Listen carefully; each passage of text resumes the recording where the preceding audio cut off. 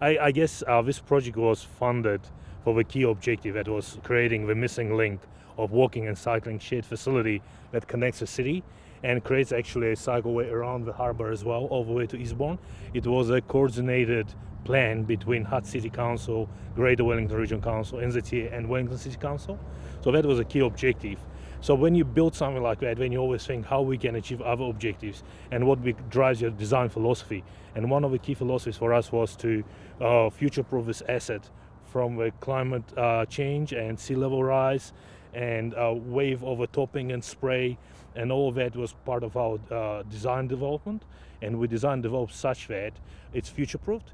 So in future, if sea level rises, we built the seawalls and revetments such that it can be built on easily. So it's a future-proof for climate change and sea level rise.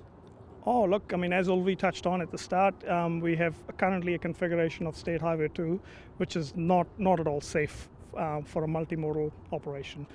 Cyclists are really riding on the shoulders, so that's been dangerous for many years. So this project, as you know, it's got dual benefits. It's to improve the resilience of our rail and road corridor, and we get the added benefit of addressing the safety issue that we've had for many years. So it's really, I think, couldn't be a great example of solving more than one problems with a single solution.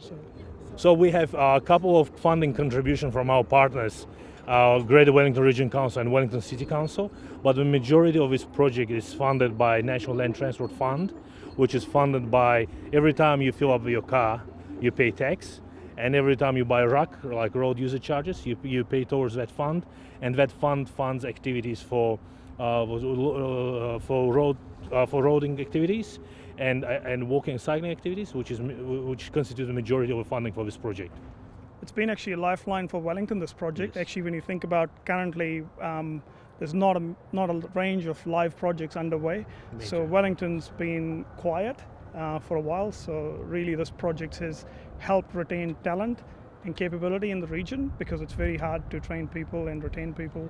So this project's been super fabulous to do that and give a platform for other upcoming infrastructure projects for people to move on to and shine.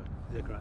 I mean, just to support that, if you remember, I mentioned the project has got considered for Fast Track Act, and the whole thing, intentional objective was of the previous government was to start construction, to start economic transactions, to restart the economy, and that's one of the reasons we went for this. And we have the only, I would say, project which are a major project. There's lots of small ones, but the only major projects that are happening in Wellington, and I think NZTA did really well to help Wellington industry to stay afloat. Absolutely.